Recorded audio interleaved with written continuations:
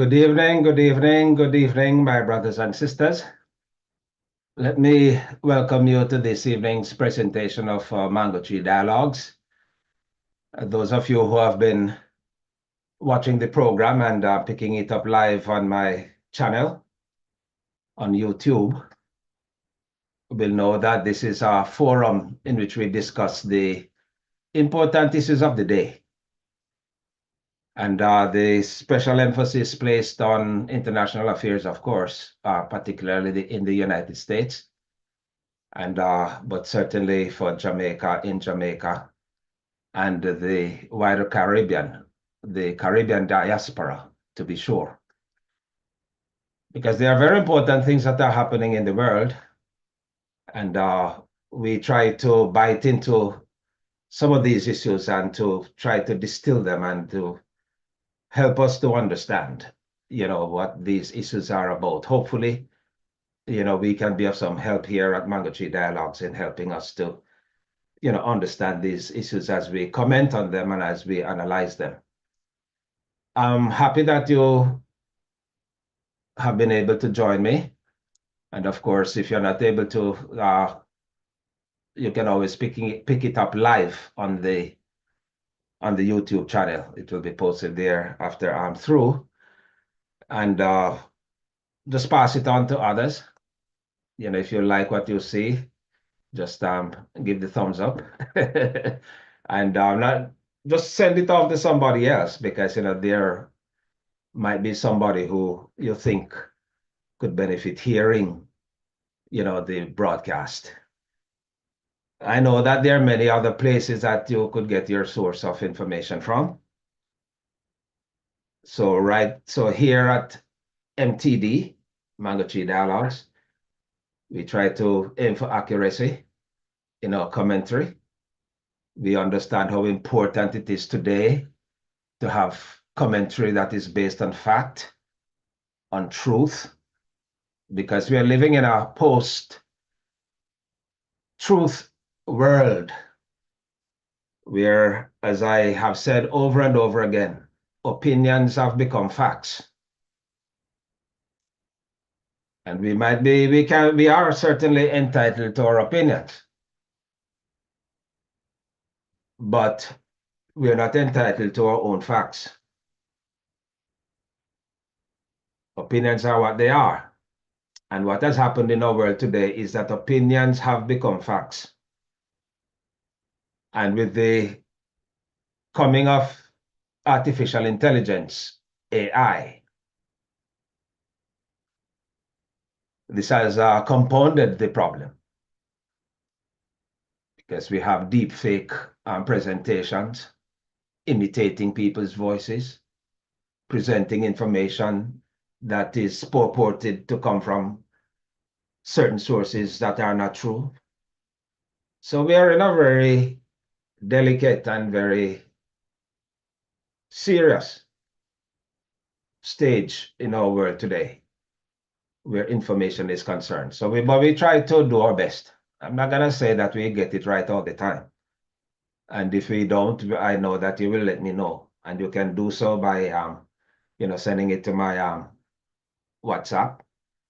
And you can make your commentary on if you're watching it live, you can make your commentary, and I'll get it. Or you can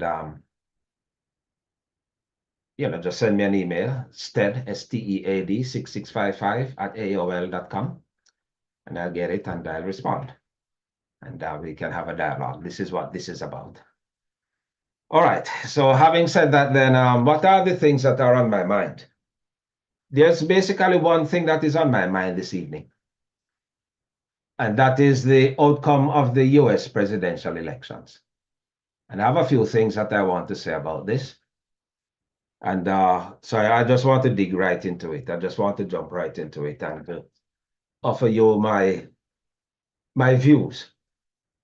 And then later on, we're going to have somebody that you know well, if you've been watching this program, one of the members of the Mango Tree squad, Mr. Carl Brown. He'll be joining me for a further discussion, as we seek to analyze the outcomes of the elections. But for now, it's me. And the elections have taken place, and Mr. Donald J. Trump, former president of the United States, won a resounding victory. In other fora, I had mentioned that he would lose. So if you see anything yellow running down my cheeks,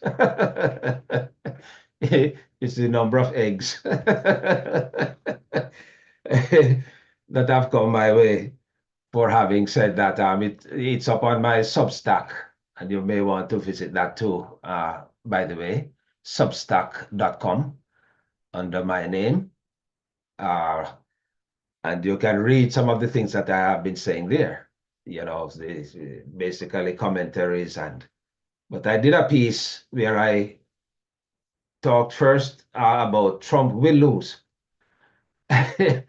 And just the night before the elections, and of course that did not happen. So I have egg all over my face. So if you see anything yellow, you know where that is coming from. Or another way you could put it is that I have had to eat crow. I'm sure that's not the best meat that you'd want to eat. But anyway, so be it. The man has won, and he has won very convincingly.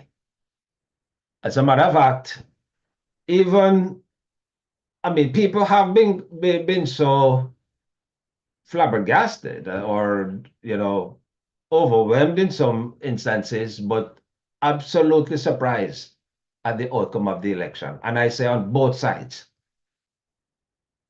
Because the pollsters had been telling us over time, for a long time, that the race was going to be razor thin, and that there wasn't going to be any distance separating the two candidates. It was going to be a close election. And of course, many people bought into the narrative. I am one of those people who never thought that it would have been that close as the pollsters were telling us. But of course, I was thinking of it in terms of the Vice President Kamala Harris really winning. Not thinking that Trump would have won, but nonetheless, as it turned out, the pollsters again have been wrong. Because this razor thin margin that they were, to use a word, trumpeting, since we're on him, never materialized. As a matter of fact, for the first time in a good while, we had a candidate who won both the Electoral College votes of 270 and also the majority votes, and the majority by over 5 million. Nobody could have thought that possible. Not even the Trump camp thought that possible. No, neither camp thought that they could win because of what the pollsters were saying and what all the pundits were saying about this razor thin election. So that is it. He won convincingly. And I just want to say, and President Biden has been very gracious in his statements, as has been Vice President Harris, in accepting and conceding. She was very gracious in accepting the outcomes of the election. And so later was President Biden. And that is very significant because, for one thing, it showed up the distinction between Trump and, other presidential contenders that have gone before. Because he was the first person ever in the history, as I can recall it, and somebody more learned on it can advise me. But as far as I can recall, he's the only person, certainly in modern collective history memories, who refused to accept the outcome of an election. who said it was, stolen, that it was rigged, who never accepted it, who never even attended the inauguration of President Biden. He was so, ungracious, let me put it that way, that he didn't even attend. Up to, I guess, up to the last Tuesday, he was still, although he knew he lost, and although he knew he was telling a lie, what came to be known as a big lie to the American people and the world, he was still not accepting that he had lost. Friends, one has to wonder what would have been the state of play today after the elections on Tuesday. What would have been the state of play if he had lost?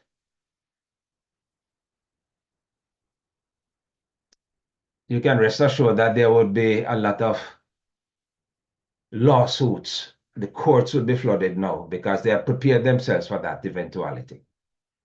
Flood the courts with lawsuits contesting the outcome of the elections. And it would not have been finished there because the counting of the votes would come later on. And perhaps the Congress would have changed to the Democrats as it has changed to the Republicans on his win. Except for the House, they're still battling on that, but at least they have gotten the Senate, and with bigger margins now too. But what would have happened if can one contemplate what could have happened if he had lost? And what a calm that has descended upon the nation, in that you don't hear the other side in any kind of rancor. They have done the decent thing in accepting what has been the will of the people. You might not agree with that will and how it was expressed, but that is the will of the people, and it has to be accepted for what it is. And because that was done, there was no assault on the Capitol building. There was no attempt to prevent the counting of the Electoral College votes. And there is a calm and a kind of peace that has descended. And you can just feel it. And you ask yourself the question, what a contrast. Or you make you look at it and you assess it and say, what a contrast between what it was in November 2020.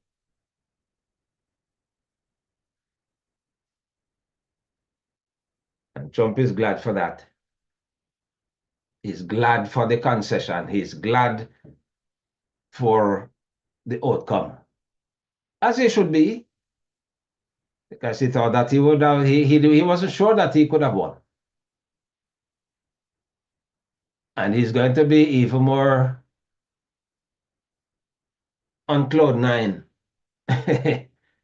When January 20 rolls around and he's sworn in as the 47th president of the United States. Never in his wildest dreams might he have thought that he could get back there.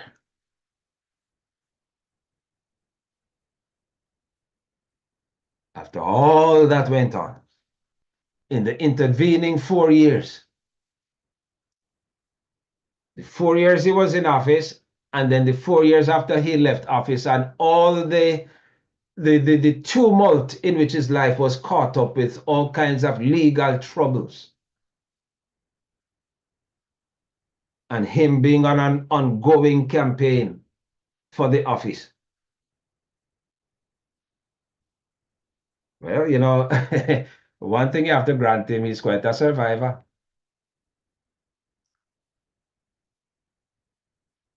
I don't know of any other prominent person in our modern life, in the modern life of America, as we understand it, who has been cut more slack than Trump.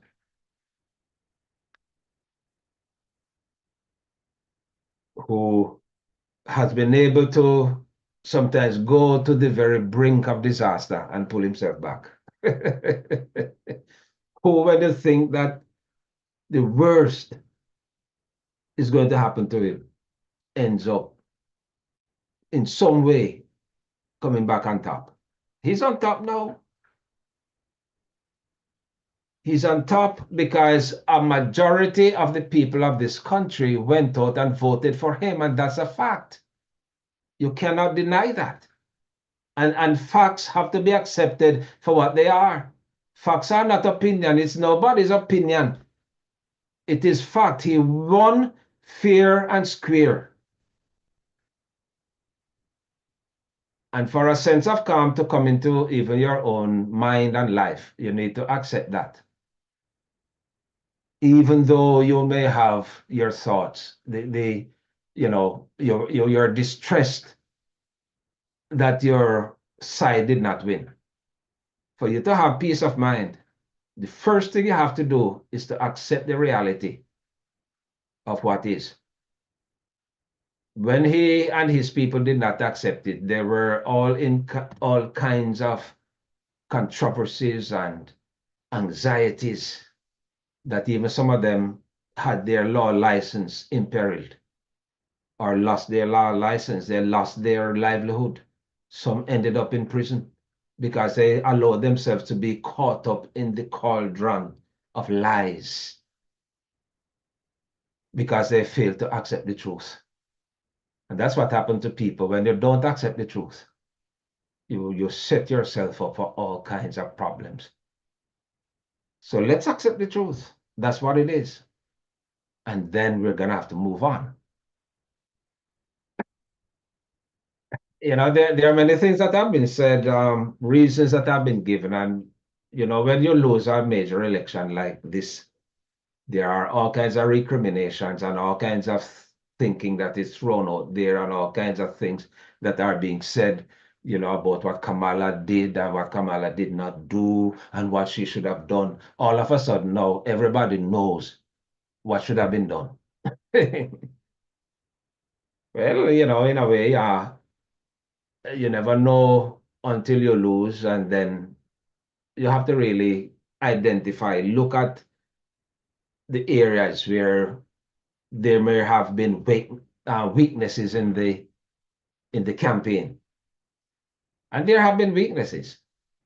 But let us never forget that the Kamala came in and had just a very short window to really campaign and to present herself to the country, for people to see her as presidential material, to see whether she had the cut to be president. It wasn't easy. And Mango Tree Dialogues can say without any shadow of a doubt that she did a splendid job in going out there with the energy and with a platform. She might not have had time to spell out the contours of her platform to the people. But she went out there and people were energized, especially a lot of the young people. But there was a stubbornness on the part of a large section of the people of this country to accept her message, to accept her as a person, when they weighed her against Trump. I'll have something to say about the future, and I reserve some thought, with regard to that. But let me just quickly say that I believe that one of the ways in which the Democrats might have lost is that enough attention was not paid, perhaps by the by the candidate and her surrogates, those who went out there on the platforms and campaigned for her. you know, yes, there was a lot of time spent in berating Trump and showing up Trump for who he was and so on. But a lot of time could have been wasted there too, because a lot of people knew who Trump is, was before the campaign and who he is as a person.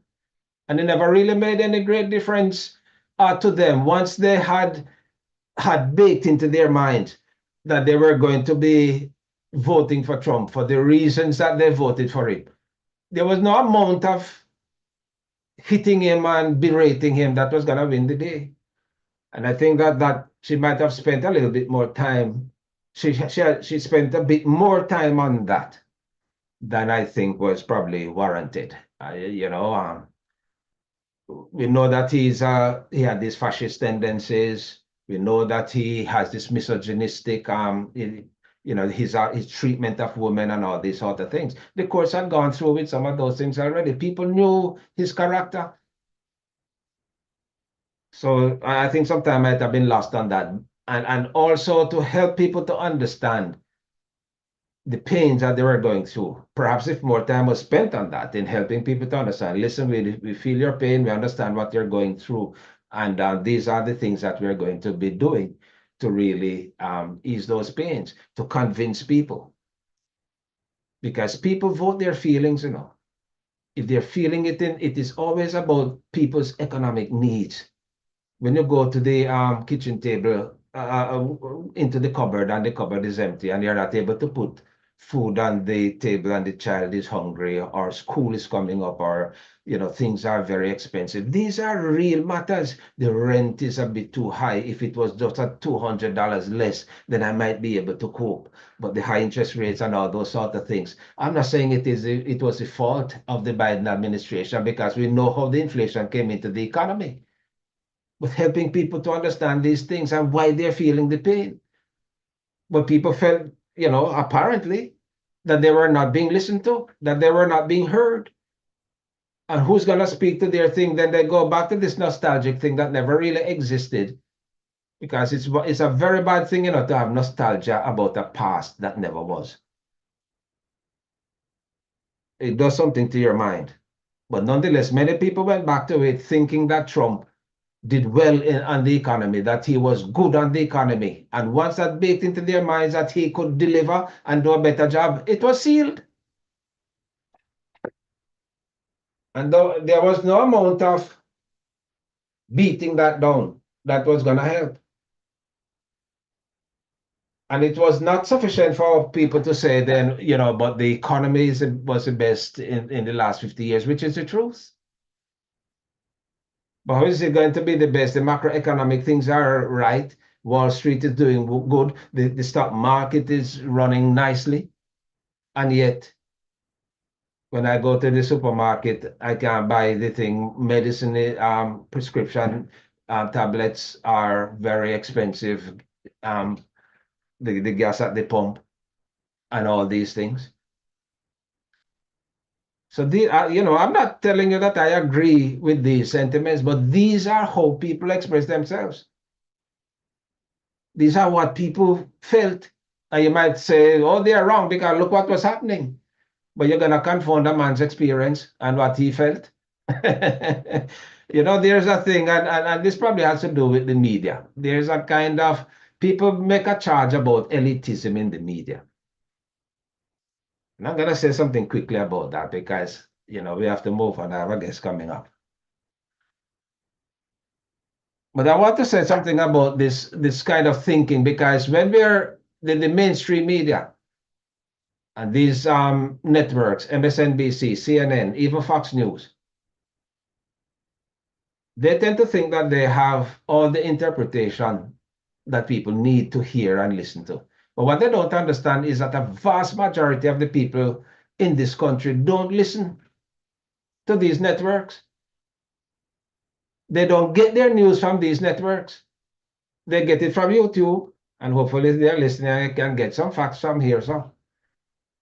Or they go to these famous podcasters like Joe Rogan, who has how many million listeners on his Spotify podcast alone, he has over close to 15 million listeners who are loyally listen to him. I think it might have been a factor in helping Trump when he went there. Harris could not get there for whatever reason. I don't know for sure. Charlie Main. These people go to these sources for their news. They're not, this idea that they're dependent on coming to hear the same kind of talking heads every evening, every show, promoting Trump, giving Trump airtime. Trump must have benefited from more airtime from these free airtime from these mainstream media that he paid for advertisements on them.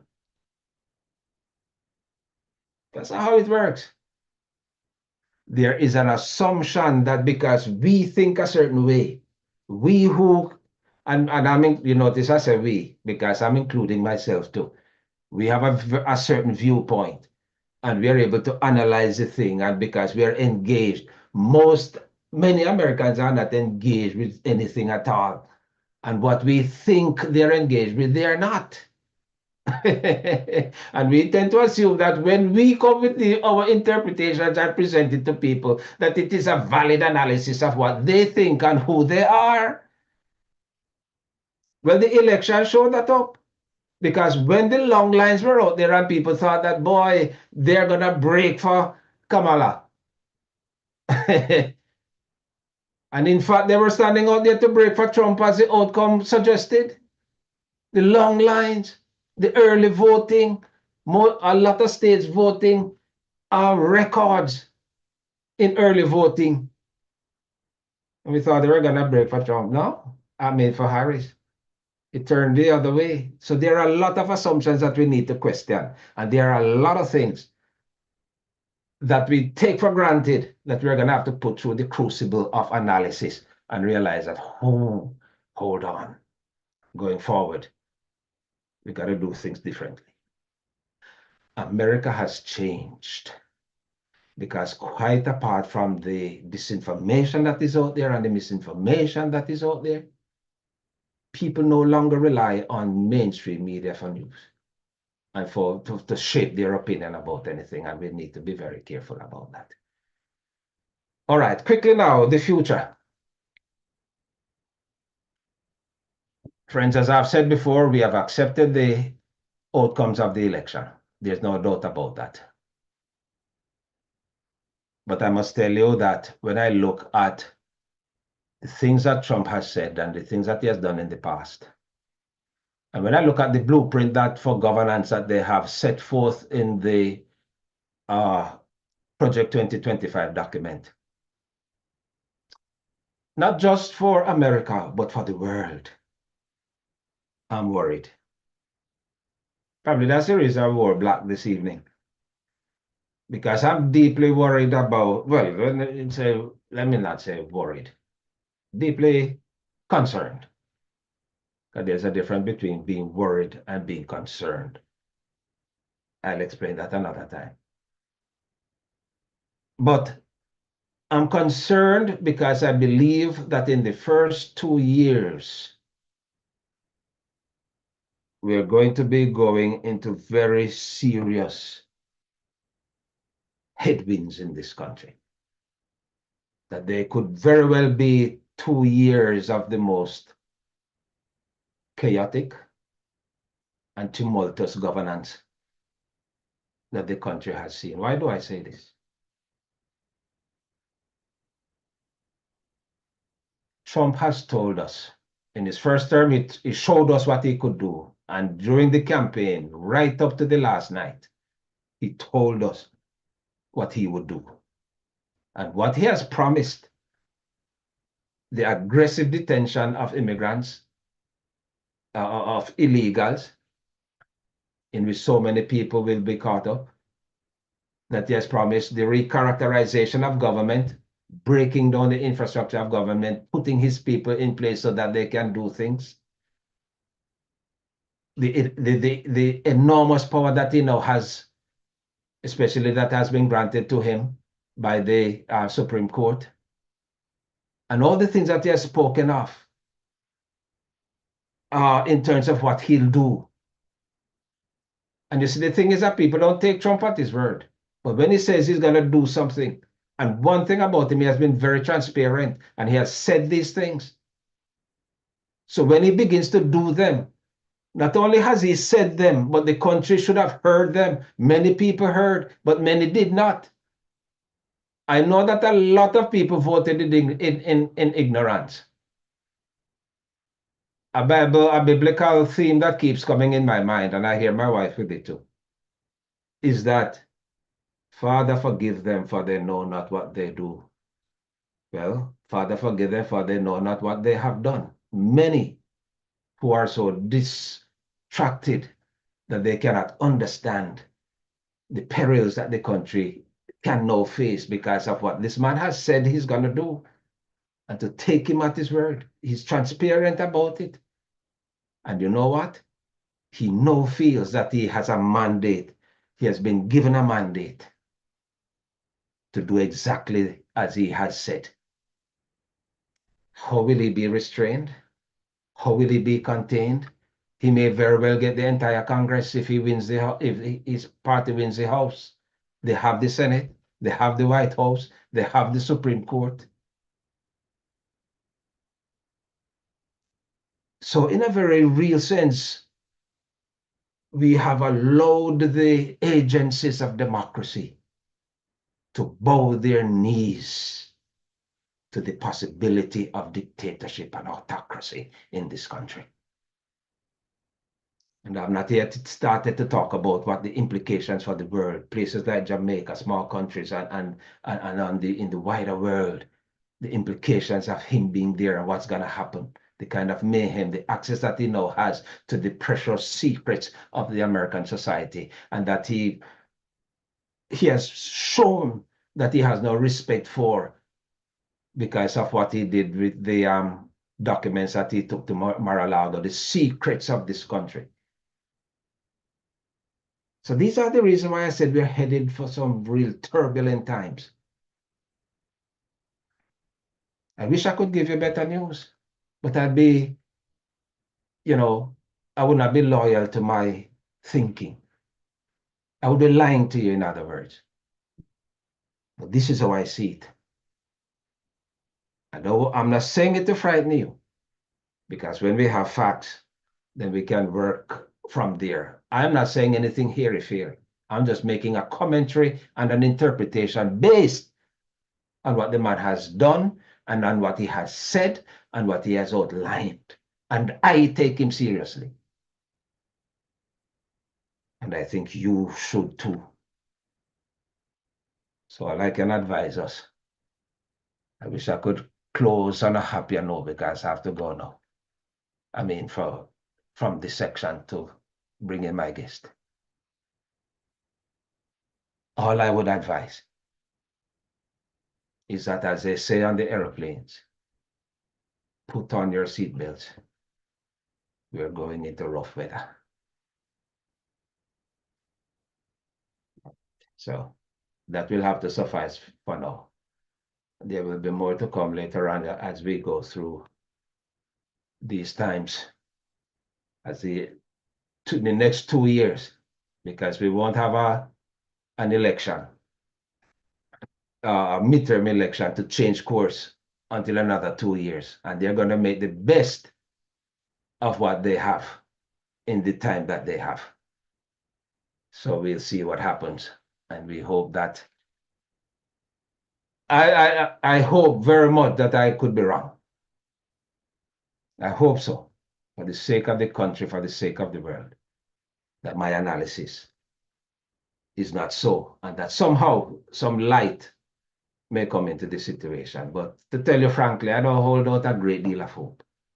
Although I'm a very positive and optimistic person, if you know me, and I believe in the good outcomes of things. But we have to be very wary of where we are. All right, I see my guest has joined me, and I'd like to just welcome Carl to Mango Tree Dialogues, having joined me under the mango tree here. Carl is no stranger to Those of you who have been watching this program, he has had years of experience in border security in this country, having worked at the borders of a number of places at the borders in the border security of the country. And he's a man who can tell us a great deal about immigration and what happens, in protecting the border and so on. But we're not here to talk about that this evening. We're just here to reflect on the passage of the election and the outcome. I don't know, Carl, if you heard some of my rantings on the election, and if you did, if you have a comment, otherwise we can move into it. Unfortunately, I came in on the tail end of your comments and didn't get the full gist of it. All right, so then the elections have taken place, and an outcome has been, we've seen the outcome, and of course, Trump and his team have romped home handily. So the question is, what are your reflections on the outcome? And we are going to talk a little later on about what went wrong and so on. But your immediate reflections on how you feel, what happened, and so on. My overall reflections is somewhat similar to probably everybody else. Disappointed, disillusioned. Yes. And gravely somewhat upset over the outcome because it has so much catastrophic consequence for all of us. I'm disappointed that 15 million Democrats didn't vote. They sat home. Whereas only 3 million GOP Republicans didn't vote. So 3 million less would come an illustration of where the major disappointment lies.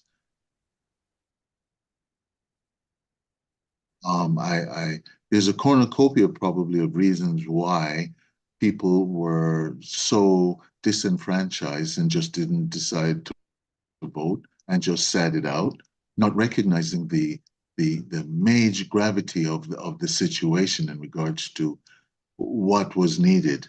And I think the media played a very strong point in illustrating the importance in going out. I think I cannot fault Kamala for the effort she made. I thought she did an outstanding job to bring people together and to do the best she could. So I see the issue elsewhere, but those are just some brief statistical numbers that illustrates the overall end result. All right. With regard to the turnout and those people who did not come out to vote, one of the things that I was contending or concerned about in the run-up to the election is that people had to get registered to vote. And I asked myself the question as to how many people who in the last minute would have wanted to vote could not vote because they weren't registered. And I'm thinking that a lot of the people who might have stayed home had no choice because they never had a vote. They were registered. And people have to look at this. I know that in some states you have almost same day registration. You can just register and vote, but very few of them. But certainly in Florida here, you have to register ahead of time and there's a deadline. And if you miss that deadline, although you have so many ways in which you can vote, mail-in ballots and so on, if on the day of going out to vote, they stayed home. But there's no justification if they could do it by mail-in ballots and so on. But the truth of the matter, though, is if you had voted previously in the last year or the year before, you already have a record of voting. So it's a matter of requesting a ballot, whether it is mailing, having it mailed to your house, or just going to your district area for voting. And you would have shown up. All you needed was an Your, ID. your So it ID. was just a matter of taking the effort, Yes. you know? So I think people were just had the wrong information and did not realize they were literally sitting on their futures and the consequences of their dereliction in not doing what they were really should have been doing. I mean, they should be ashamed of themselves, literally, is what I'm saying. Yes. It's a question, though, as to how engaged they were with the issues. Because Yes. many Americans, I can tell you now, many Americans, if you ask them who is their senator or They don't know. congressperson or even commissioner, they can't tell you because they're so disengaged from No. the process. Yes. A lot of the votes that went to Trump were votes that were not, in my view, based on any great understanding of the issue and the implications of what could be coming down the pipe. Listen, this man has been telling you, for a very long time what he's going to do. You've seen him on, you know that he's a convicted felon. You know that he's under indictment, whether you agree or not with the way in which he has come under those criminal indictments. But you've seen the man on stage, you've heard him, you see what he has done with women and that sort of thing. He has given you enough reasons. There is no president in the history of this country having the baggage that Trump had, who should even have been on a ticket for a major party, much less to go on and to win the presidency of the country. But people are just detached from the reality of what is, and they're Yes. even to showmanship and how he presents himself. And I agree with that to a certain extent, but our earlier conversation on this subject, I did send you, I believe, a brief video of a gentleman speaking, and I Yes, felt right, that yeah. was the crux of the issue. Yes. Our self Yeah, you're kind of breaking up, preservation. Carl. You're kind And of breaking no up. I matter don't know if there, how, yes, your I'm audio is. noticing my screen is saying my internet is weak for some Oh, strange okay, reason. you're having bufferings. Okay.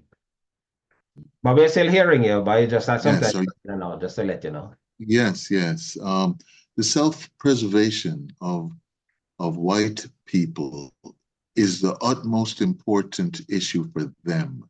They're not speaking it. You don't hear the news commentators bringing it up as a subject matter. No one's saying anything behind this whole issue. Self-preservation.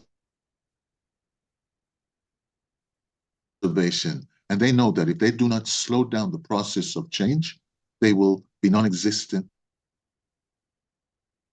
or in terms of leadership roles, they will not be there. So this is just a part of an effort to slow down the process. No one has pointed that out. It is too much of a stark issue today.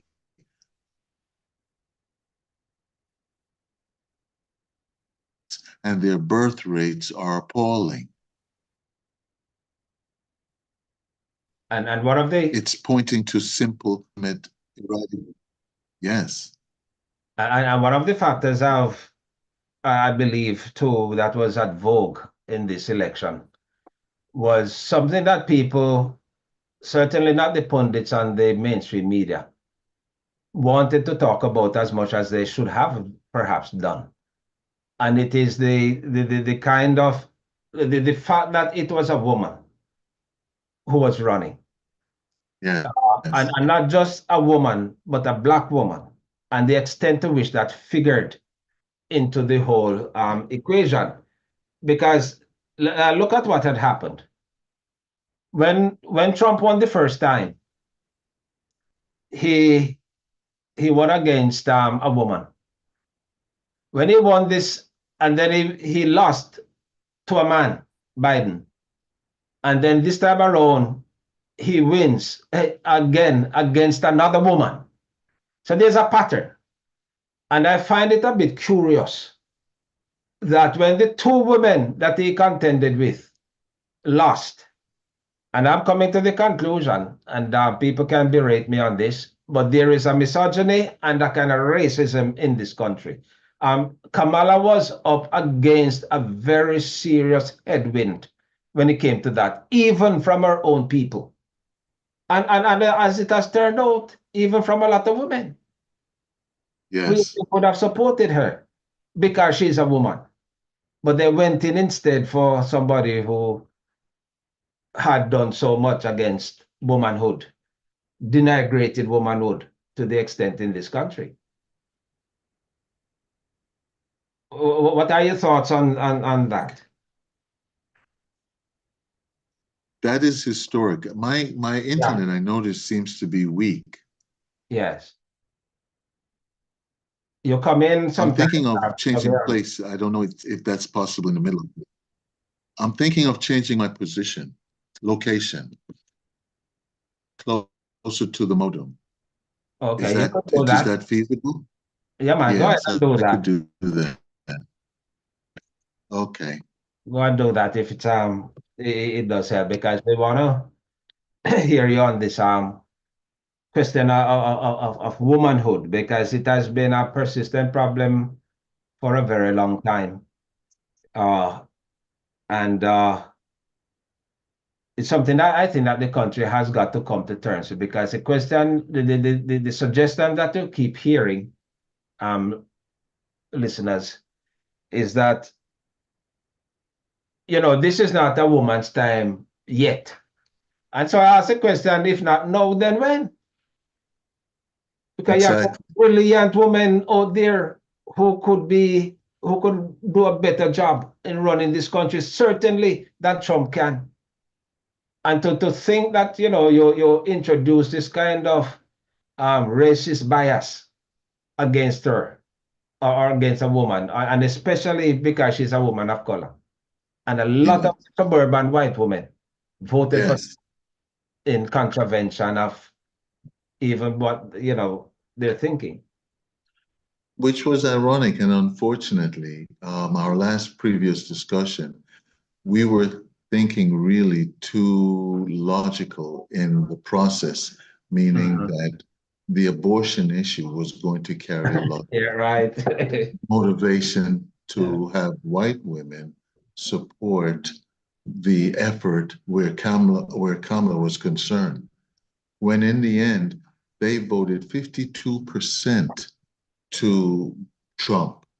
So in other words, they abandoned the entire concept of the abortion issue and went with someone who was counter all of those interests that they had, which it just tells you they have always been complicit with the white male, always historically, unfortunately, always. So again, they ended up disappointing.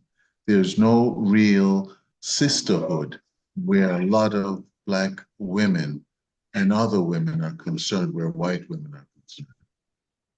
What do you think of the Latino vote? Because a lot of the Latino men, more of them broke for Trump than they. Yes. And I think it's not probably so much the racism with them as it would be the fact that a woman having authority or rulership over them was their problem. It's a cultural problem, I think. To some degree, To a yes. degree, Yes. because I know that there have been women in president. Like there's a female woman president of Mexico right now. Yes. And that's historic on that side. Yes. But the interesting thing too,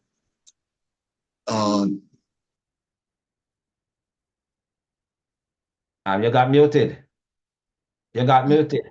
Yes. Yes. The Latin male voted 54%, which Yes.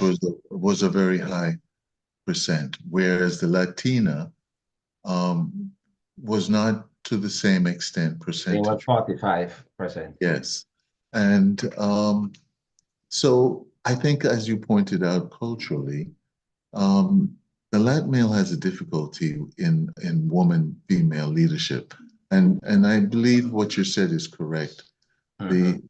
The homophobic mindset of focus that it has to be a man is very prevalent, more prevalent than I ever thought in America. Right. You know, I'm so disappointed in that realm.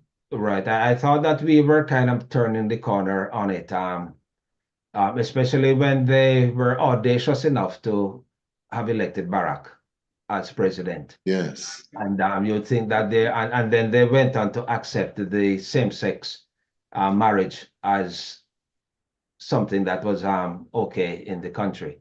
right, You'd think that there was a shifting of a mindset, but as right, it has turned out, people have gone back to a kind of conservative rigidity where, right. especially where women are concerned, that is very upsetting. Yes.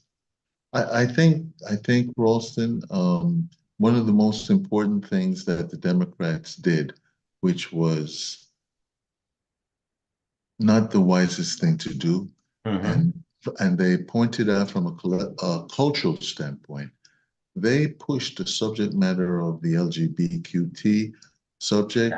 And the They pushed transgender. Mhm. of the gay, and I was appalled really when I read in many African nations the Biden administration was not going to provide aid if they did not embrace the LGBTQ Wow, concept. Yes, I was not aware of that that. was not really promoted or even known predominantly.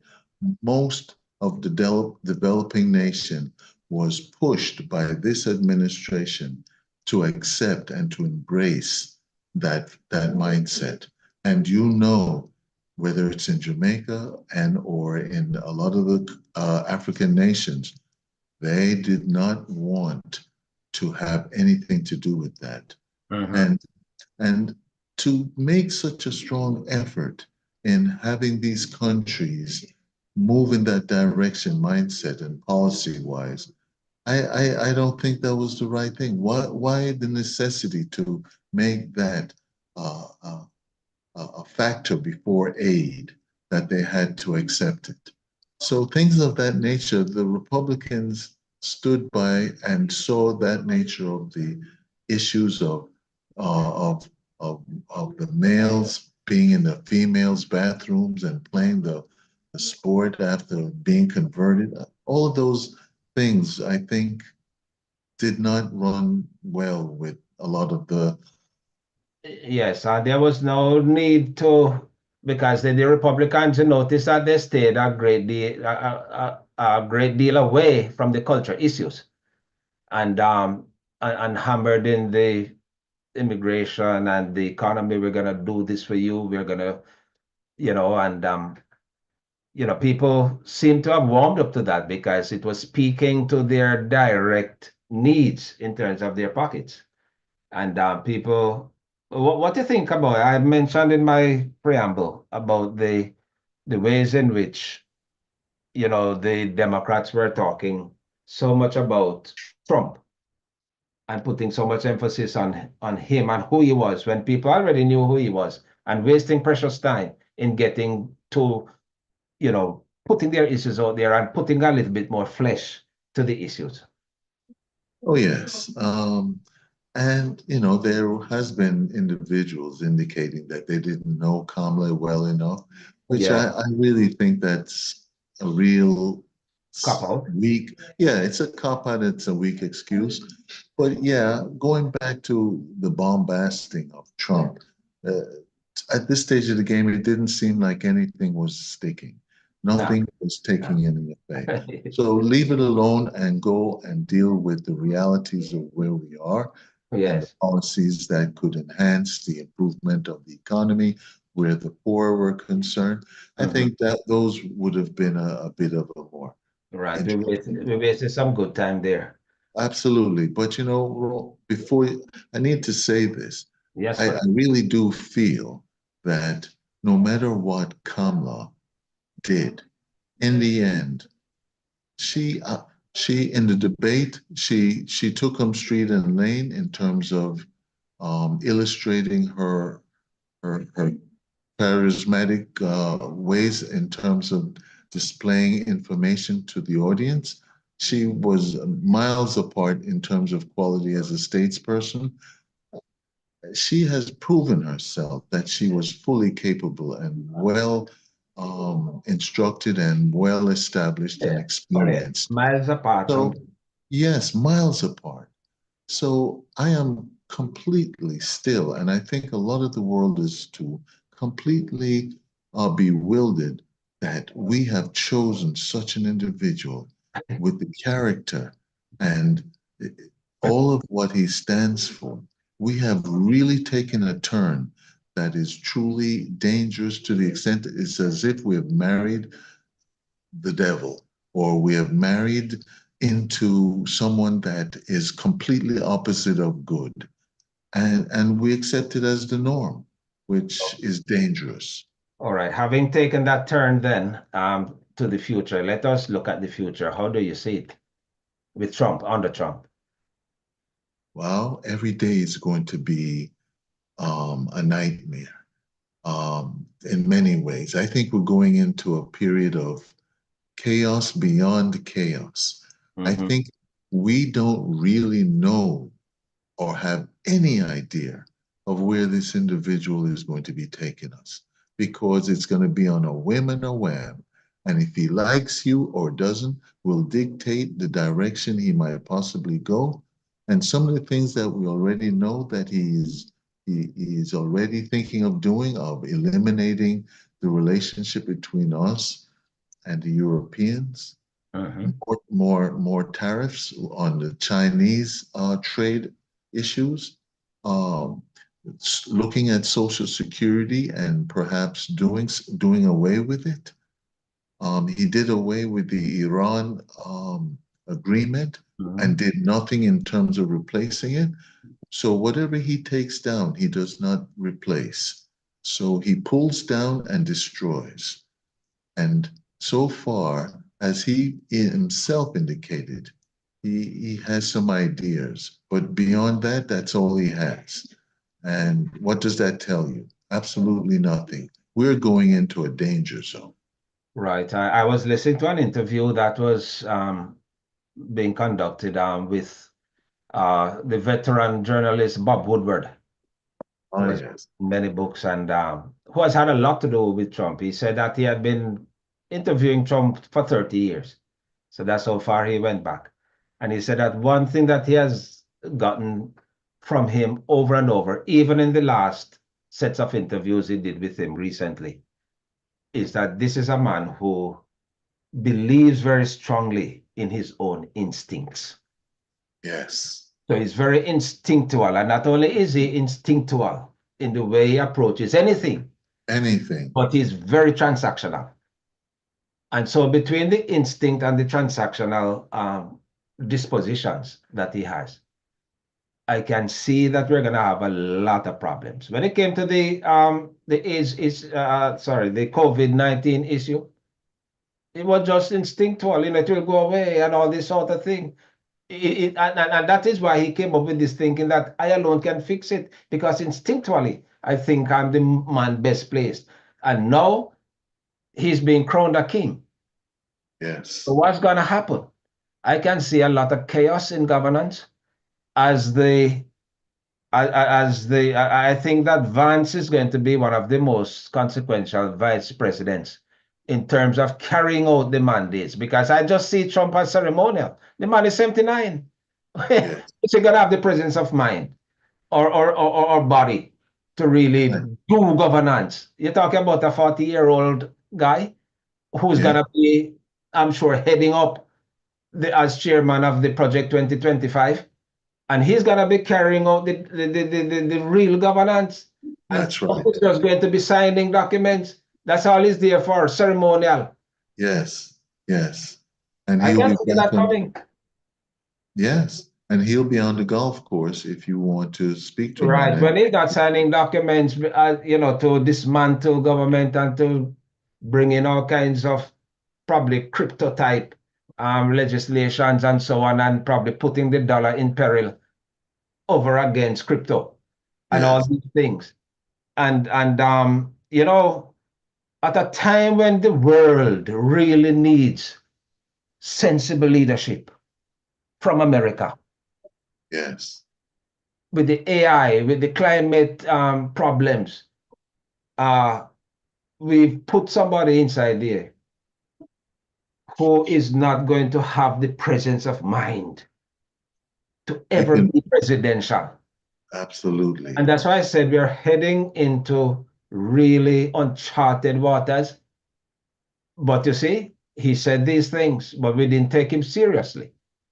Mm, He said them. And now that he has gotten such a resounding mandate, he thinks now that the people have given him that platform to do yes, what he wants. yes. This is where the problem is. And Right. the Supreme Court has aided and abetted him to say, I've got it. That's right. It wasn't in his eyes a close race. He clearly is convinced Yeah. that he has been given a mandate to do as he wish, and he has already stated that. Hmm? And without a shadow of a doubt, he will certainly, as a man of his well-being, he's a narcissist. He has the biggest ego in the world. Mhm. He is going to frighten us as a nation. And people ultimately will, I hate to say it, but folks are gonna say, you voted for him, so now we all have to bear the consequences. Right. And right, All all of of us have us. been drawn in. That's right, into this, good, bad, and indifferent. So And one thing we cannot say is that he did not tell us. that's right. That's He one thing told, about him, is very transparent. he's And he very tells you, transparent. he has told you, so he Yes, can now say, you can't say you didn't hear me say that. that's I've right. been telling you Yes, for the longest while that this is I what I'm going to do. And I you admire. gave me the authority to do it. So why you cry? Why you crying? That's right. I admire Yes. dictators, and that's what I'm going to be. Already Putin is talking about having a new world order. And I saw Mm, that coming too. A yeah, new world order. Because yes, now you're gonna have a kind of dictatorship Inc. with Trump as chairman. that's right. So That's right.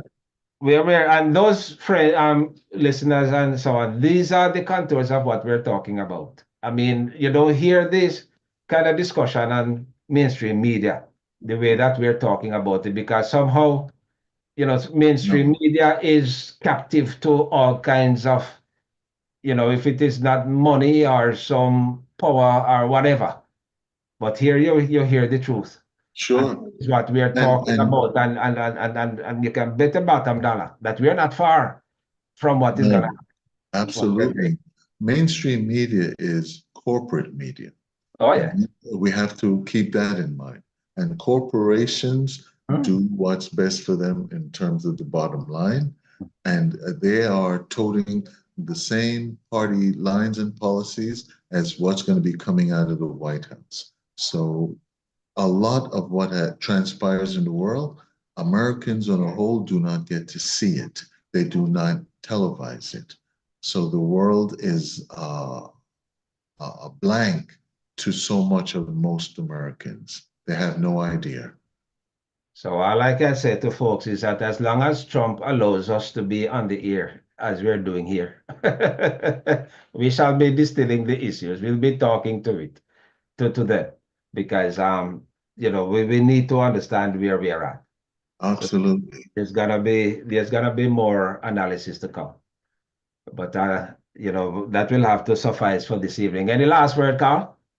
Well, yes, individuals such as you and I, Mhm. Ralston, become almost in some instances, the speakers of the truth to the masses, because what Yeah. they're going to hear otherwise is the typical gibberish. The only thing we have to be worried about is them coming after us, because things of this nature needs to be silenced. And so, depending on how this man becomes and what he's already said he's going to do, making individuals, normal American officials, going to be now labeled as criminals and locked up, according to him. Let's see how far he goes. Nancy Pelosi, Yes. Hillary Clinton, and so on and so forth, all are now subject to being arrested, which I find to be, if any of that takes place, that is a telltale sign for the rest of all of us. Oh, yes. Oh, yes. And, you know, he's going to be unfettered. So, Yes, you know, I've said many times about Trump that he's like an oak tree, an old oak tree that cannot be bent. yes, So, you know, he's going to play to his instincts. yes. He's going to play to that which best informs him and his nature. And And his nature. what I see happening and what will come because of that and its own transactional nature Yes, is not anything at all that's going to be absolutely. ennobling or good for this country. And that's my final words on that. Okay. Okay, my brother, thank All you for right. joining me under the mango Thank tree. you. It's not blossoming yet, but I suspect by December we might be seeing some blossoms. Okay, let's hope so. All right. All right. So thanks very much for joining me, and all the very best. Okay, and all the best to you. All And right. thank you again. Just buckle your seatbelt, my brother. Buckle Oh, up. yes. In for the ride. Yes, it's gonna be a rough one, I think. Okay. All All right, right. take care. All right, so friends, thanks for joining us this evening under the mango tree. And we'd like to wish for you a very good evening. Remember to go to the channel Mango Tree Dialogues, and the channel is gonna be up live with this presentation this evening. Just play it again and send it to your friends and your family members so that they can become part of the family and share with us in this very important open dialogue about the issues of the day. All right. Whatever you do, walk good, and God's blessings abide with you. Bye-bye.